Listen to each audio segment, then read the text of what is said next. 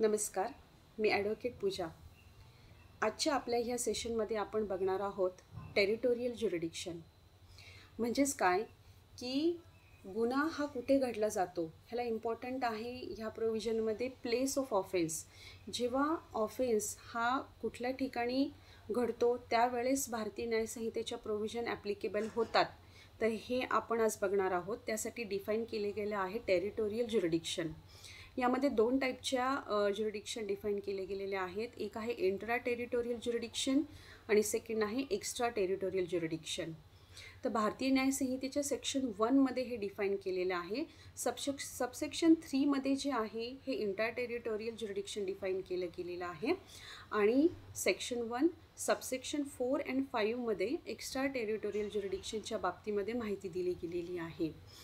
तर territorial section 1 जे आहे हे स्पेशली डिफाईन करतं territorial scope and its jurisdiction.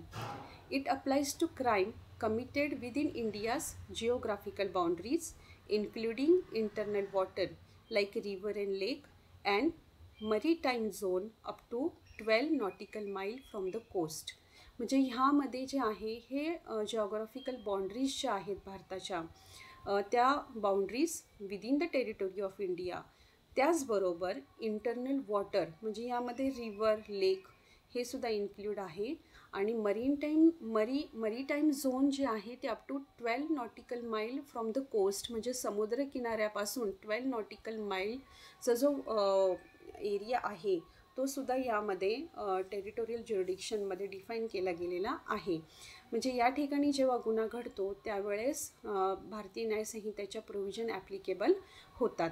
तर आपण डिटेलमध्ये बघूया आज सेक्शन 1 सबसेक्शन 3. हे डिफाईन करतं every person shall be liable to punishment under this Sanhita and not otherwise for every act or omission contrary to the provision thereof which he shall be guilty within India.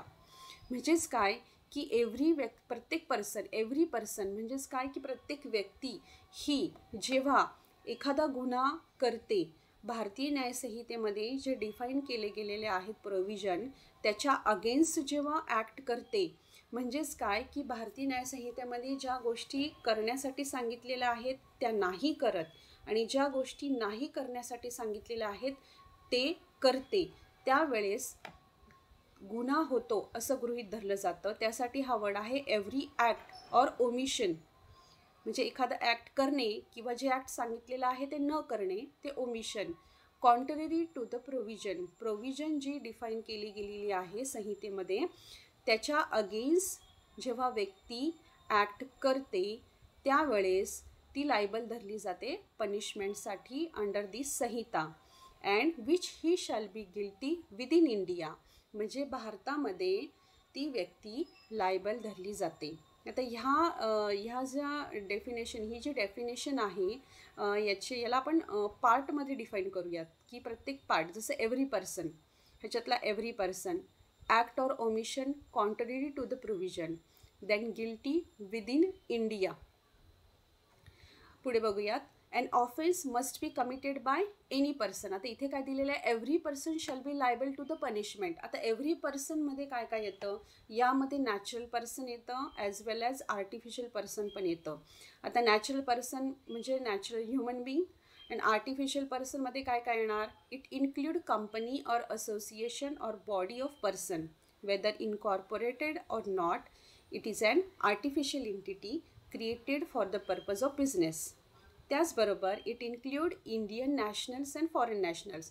म्हणजे natural पर्सनमध्ये Indian nationals येणार आणि foreign nationals येणार. Indian citizen and non citizen म्हणजे foreigners ते पण ह्यामध्ये include होतील आणि इंडियन नॅशनल्स आहेत ते सुद्धा ह्यामध्ये इन्क्लूड होतील. As long as person is within the territory of Indian subcontinent, they shall be liable under the Sahita irrespective of caste, creed, nationality or rank. यामध्ये व्यक्ती कुठल्याही जाती धर्माचा नॅशनॅलिटी मीन्स इंडियन सिटीजन असो या फॉरेन नॅशनल असो कुठल्याही रँकचा असो तो यासाठी पनिशेबल धरला जातो ज्यावेळेस तो any act or omission contrary to the provision of this section or of this act करतो त्यावेळेस ती व्यक्ती लायबल धरली जाते पनिशमेंटसाठी. The person should have committed some act or omission as per provision of Sanhita. म्हणजे काय आहे, ह्या जसं डेफिनेशनमध्ये लिहिले आहे, act or omission to the provision thereof. म्हणजे ह्या ॲक्टमध्ये ज्या काही गोष्टी नमूद केलेल्या आहेत त्याच्या विरुद्ध जेव्हा किंवा त्याच्या अगेन्स्ट जेव्हा व्यक्ती ॲक्ट करते त्यावेळेस तो गुन्हा आहे असं गृहीत धरलं जातं आणि ती व्यक्ती पनिशमेंटसाठी लायबल धरली जाते. If the act or omission is not covered under the Sahita, then the person is not liable under the Sahita. म्हणजे ज्या प्रोव्हिजन संहितेमध्ये नमूद केलेले आहे त्याच्या अगेन्स्ट जेव्हा ॲक्ट करेल त्यावेळेस ते ह्या ॲक्टच्या अंडर ऑफेन्स झाला आहे असं गृहीत धरलं जातं आणि ती व्यक्ती लायबल धरली जाते, पनिशेबल धरली जाते. The person will be guilty of offence committed within India. आता इथे जो आहे कमिटेड विदिन इंडिया मीन्स जेव्हा within the territory territorial jurisdiction म्हणजे within the territory of India जेव्हा एखादं ॲक्ट केलं जातं contrary to the provision of ह्या ॲक्टच्या ह्या संहितेच्या त्यावेळेस ती व्यक्ती लायबल धरली जाते. आता आपण बघूयात की विदिन द टेरिटोरी ऑफ इंडियामध्ये काय काय येतं.